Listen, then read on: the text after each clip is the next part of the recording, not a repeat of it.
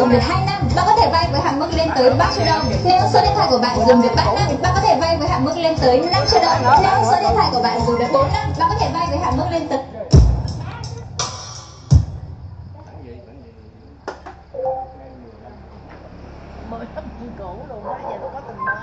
Karaoke 10 năm tiền của tôn nữ.